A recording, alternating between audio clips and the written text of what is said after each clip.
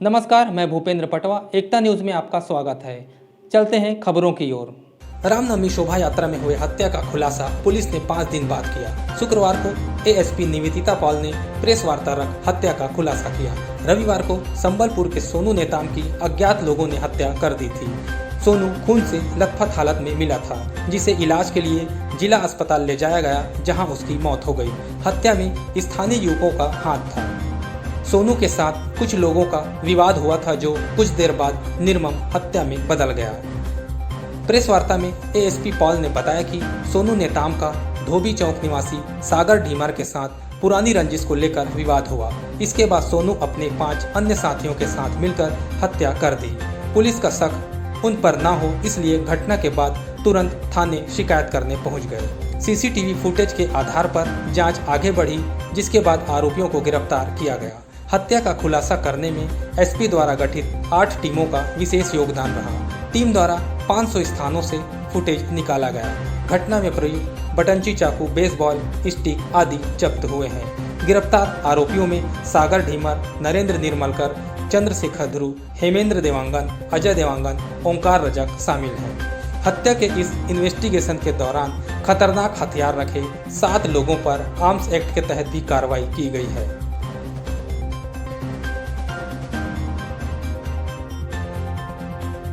दिनांक 10 अप्रैल को रामनवमी के जुलूस के दौरान एक 20 वर्षीय युवक संबलपुर निवासी सोनू नेताम की हत्या हुई थी। लहूलुहान हालत में उसे चमेली चौक के पास से अस्पताल में भर्ती कराया गया था, जहां उसकी इलाज के दौरान मौत हो गई थी। इस पूरे प्रकरण में थाना कोतवाली में धारा 302 का अपराध पंजीबद्ध किया गया था। चूँकि घटना बहुत गंभीर थी और इसमें पुलिस अधीक्षक महोदय ने तत्काल इसमें संज्ञान लेते हुए अलग अलग टीम्स का गठन किया था और इस पूरी टीम्स ने लगातार 4 दिनों तक बहुत कड़ी परिश्रम की है। न केवल इसमें अपना लोकल एंड बल्कि टेक्निकल एंड पर बहुत काम हुआ है, सीसीटीवी फुटेजेस पर काम हुआ है, साथ ही 50 से अधिक संदेहियों से भी इसमें पूछताछ हुई। इस पूरे अन्वेषण के उपरांत घटनाक्रम कुछ इस प्रकार से है कि इस पूरे प्रकरण में 6 आरोपी इसमें संलिप्त पाए गए हैं अभी तक, जिसमें सागर ढीमर, नरेंद्र निर्मलकर, चंद्रशेखर ध्रुव, अजय देवांगन, हेमेंद्र देवांगन एवं ओंकार रजक हैं। घटना की शुरुआत कुछ इस प्रकार से है कि अजय देवांगन, जिसका कि घर का नाम छोटा बाऊ है, और उसका भाई है हेमेंद्र देवांगन, जिसका नाम बड़ा बाऊ है। बड़े बाऊ के सर में चोट लग गई है रैली के दौरान, और जिसकी रिपोर्ट उसने थाना कोतवाली में आकर भी की, और उसने आरोपी के नाम पर एक मानिकपुरी का उल्लेख करते हुए यहाँ पर रिपोर्ट भी किया। और उस दौरान इन लोगों ने इस हत्या की बात को भी छुपाई, जिससे कि इन पर कोई संदेह ना हो सके। जब बड़े बाबू के सर पर ये चोट लगी तो ये सारे अपने सारे ग्रुप के लोगों को इसने सबको जमा किया और तैश में आकर के इसने मृतक पर उसको काफ़ी लहूलुहान होते तक उस पर वार किया और घटना करने के तुरंत उपरांत वहां से भाग गए और अपने बचाव के लिए लोगों ने कोतवाली में आकर अपने साथ हुई घटना का रिपोर्ट करवाया। इस पूरी घटना की तस्दीक चश्मदीद साक्षियों और सीसीटीवी फुटेज के आधार पर भी की गई है और सभी आरोपियों को अरेस्ट करके न्यायिक रिमांड पर भेजा जा रहा है। घटना में प्रयुक्त होने वाला बेसबॉल और विभिन्न प्रकार के जो आला ज़रब यूज़ किए गए थे वो सभी हमने बरामद कर लिए हैं। इन सब में से मुख्य आरोपी है सागर ढीमर। ये इसको एक पुरानी रंजिश भी है और तात्कालिक रूप से जो एक तैश में आकर के वार करना भी इसका कारण है हत्या का। पुरानी रंजिश में क्या हुआ था? पुरानी रंजिश लगा जो हमेशा से ये दोनों अलग अलग वार्ड्स के बीच में लगा रहता है। यहाँ पर मकेश्वर वार्ड, धोबी वार्ड, इस प्रकार यहाँ के लड़कों के बीच में ये बना रहता है। उसी की छोटी छोटी घटनाओं के रूप में ये घटना हुई है और उस पर इस मृतक की हत्या हुई।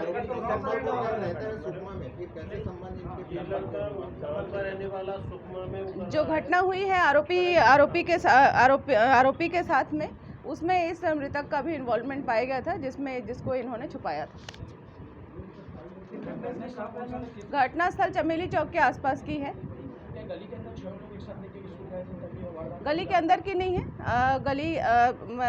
एक डीजे चल रहा था, डीजे के बाजू की घटना है ये, चमेली चौक से लगभग 20 मीटर आगे। मैडम कुछ और लोग घायल हुए थे।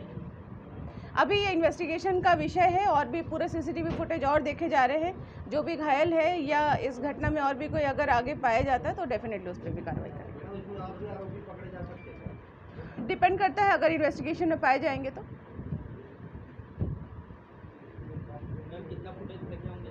इसमें हमने लगभग 500 से 600 फुटेज हमने देखे हैं।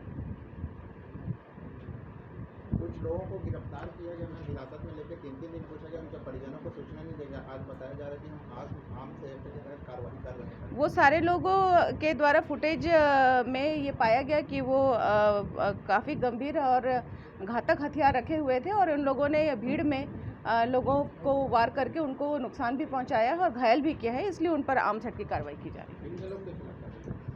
अभी फिलहाल में आज 5 पे किए हैं, 5 लोगों पर कार्रवाई की गई।